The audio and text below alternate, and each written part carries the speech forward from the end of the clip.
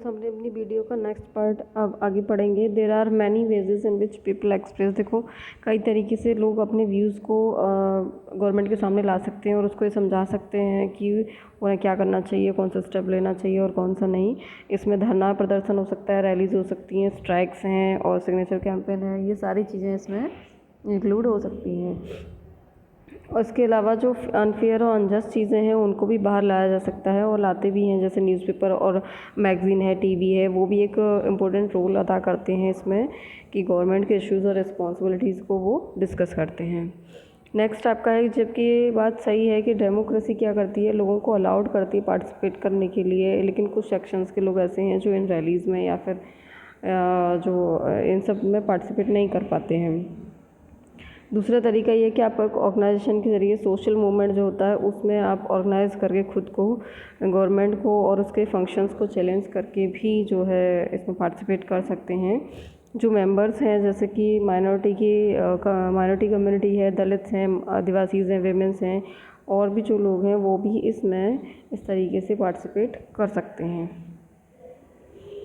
अगर किसी भी कंट्री के लोग जो हैं अलर्ट हैं और इंटरेस्टेड हैं कि गवर्नमेंट की जो हमारी कंट्री गवर्नमेंट है वो कैसे चलनी चाहिए या फिर यहाँ पे किस तरीके से काम हो रहा है, तो इसका मतलब सीधा सा है कि उस कंट्री की गवर्नमेंट के जो डेमोक्रेटिक करैक्टर है वो बहुत ज़्यादा स्ट्रॉन्ग रहेगा। अगर कभी ऐसा होता है कि जो रैली जाती हैं, जैसे कि मान लीजिए हमारे गाँव, शहर या टाउन से, उनकी गलियों से होकर के क्या जाती हैं, रैलियाँ जाती हैं, तो हमें ये उसको पॉज करके उसको रोक कर ये पता करना चाहिए कि आखिर ये रैली क्या है, किस लिए है और इसमें जो पार्टिसिपेट कौन कौन कर रहा है और ये क्यों प्रोटेस्ट कर रहे हैं, किसके लिए प्रोटेस्ट कर रहे हैं। ठीक है, इससे क्या है कि हमें गवर्नमेंट के काम के बारे में, हमारी गवर्नमेंट कैसे चलनी चाहिए उसका जो है हमको थोड़ा जानकारी मिलेगी और हम पता कर पाएंगे। Need to resolve conflicts. देखिए, कॉन्फ्लिक्ट्स भी होते हैं लोगों के बीच में, तो उन कॉन्फ्लिक्ट को कैसे रिजॉल्व किया जाए। तो कॉन्फ्लिक्ट कब कब होते हैं, जब अलग अलग धर्म से लोग होते हैं, अलग अलग कल्चर से होते हैं लोग, अलग अलग प्रदेश से, या फिर उनका इकोनॉमिक बैकग्राउंड अलग होता है, तो वो कहीं ना कहीं एक दूसरे से बिल्कुल अलग होते हैं, एक दूसरे को कनेक्ट नहीं कर पाते हैं। दूसरा ये है कि कभी कभी लोग ये फील करते हैं कि उनके साथ डिस्क्रिमिनेशन हो रहा है, तो दे फील कि डिस्क्रिमिनेशन हो रहा है, तो इस वजह से भी ऐसा होता है कि मतलब उनके बीच कॉन्फ्लिक्ट्स होते हैं, झगड़े होते हैं। और लोग हो सकता है कि अपने डिफरेंसेस को सेटल करने के लिए वो क्या करें, वायलेंट मीन्स यानी कि जो हिंसात्मक साधन है उनका प्रयोग करें। तो इसकी वजह से क्या होगा, अगर इस तरीके की जो सिचुएशन बनेगी तो लोगों के बीच में एक डर और एक टेंशन पैदा हो जाएगी उस एरिया के बीच में जहाँ पर ये सब हो रहा है। तो गवर्नमेंट की रिस्पॉन्सिबिलिटी है कि ये जो भी कॉन्फ्लिक्ट्स हैं उनको रिजॉल्व करने में हेल्प करे, और वही इनको हेल्प करेगी और रिजॉल्व भी करेगी। जैसे रिलीजियस प्रोसेशन होते हैं या सेलिब्रेशंस होते हैं ना समटाइम्स पर, तो उसको लेकर के भी कॉन्फ्लिक्ट हो जाते हैं कभी कभी। जैसे कि कोई रूट है प्रोसेशन का और उसको लेकर के कॉन्फ्लिक्ट हो जाता है, ये भी एक जो है मतलब एक कॉन्फ्लिक्ट को लीड कर सकता है। तो गवर्नमेंट क्या है, जो गवर्नमेंट है वो पर्टिकुलरली अगर गवर्नमेंट में देखा जाए तो जो पुलिस है उसका काम ये है, उसका जो इम्पोर्टेंट रोल है वो अदा करती है, प्ले करती है। तो वो क्या है कि जो उस कम्युनिटी से जा कर के मिले, कॉन्सर्न कम्युनिटी से, और उसके जो रिप्रेजेंटेटिव्स हैं उससे मिले। उसके अलावा ये कोशिश करे कि जो प्रॉब्लम है या जो भी मतलब कॉन्फ्लिक्ट अराइज हुआ है उसका सॉल्यूशन करे। At times there is fear that violence may be erupt. मतलब ये भी डर रहता है कि वायलेंस भी ना हो जाए, तो लोग जो है कहीं पत्थरबाजी, मतलब पत्थर फेंकना या फिर प्रशासन को डिस्टर्ब करने की कोशिश करते हैं। तो ऐसे में क्या है कि पुलिस की रिस्पॉन्सिबिलिटी बनती है कि ये एश्योर करे कि जो है कोई भी इस तरीके का वायलेंस नहीं होगा, क्योंकि ये पुलिस की रिस्पॉन्सिबिलिटी में आता है कि वो ध्यान रखे, उसकी ज़िम्मेदारी होती है कि कोई भी किसी भी टाइम पर इस तरीके का जो वायलेंट सिचुएशन है वो क्रिएट सोसाइटी में ना हो। तो another and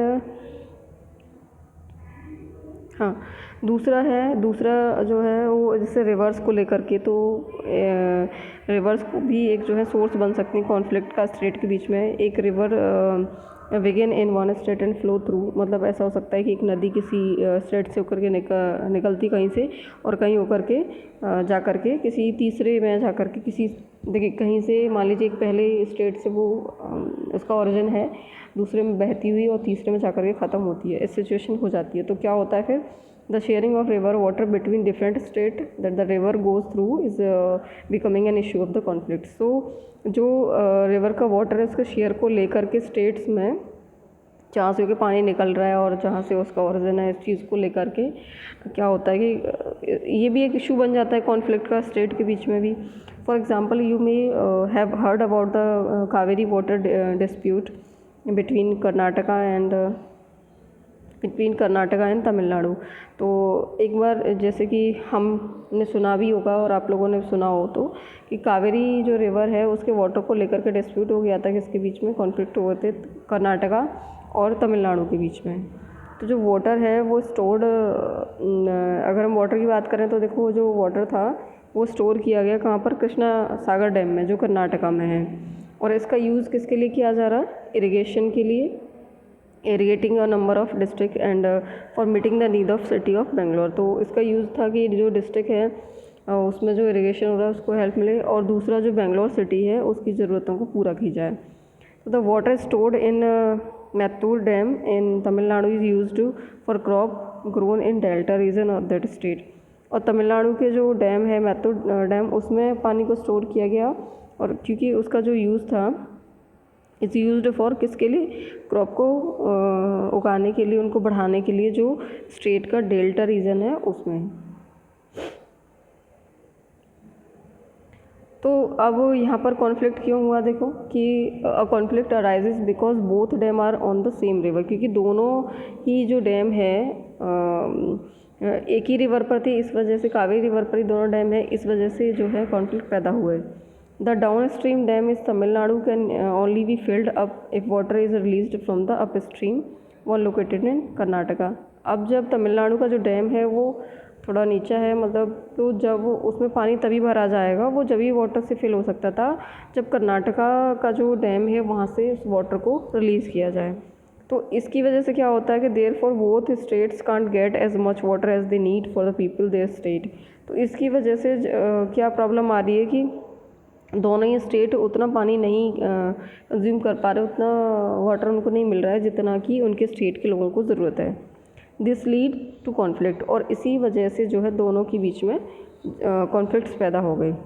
the central government has to step in and see that a fair distribution is work out for both state. तो सेंट्रल गवर्नमेंट को बीच में आना पड़ा और एक फेयर डिस्ट्रीब्यूशन हुआ दोनों ही स्टेट के लिए, यानी पानी का जो डिस्ट्रीब्यूशन हुआ वो दोनों के लिए एक फेयर डिस्ट्रीब्यूशन हुआ। तो इस तरीके से कॉन्फ्लिक्ट्स होते हैं, वहाँ पर आपकी गवर्नमेंट जो है एक वाइटल रोल प्ले करती है और वही उनको सॉर्ट आउट करती है। ठीक है, तो आगे का हम जो नेक्स्ट वीडियो में पढ़ेंगे। आज के लिए सिर्फ इतना ही।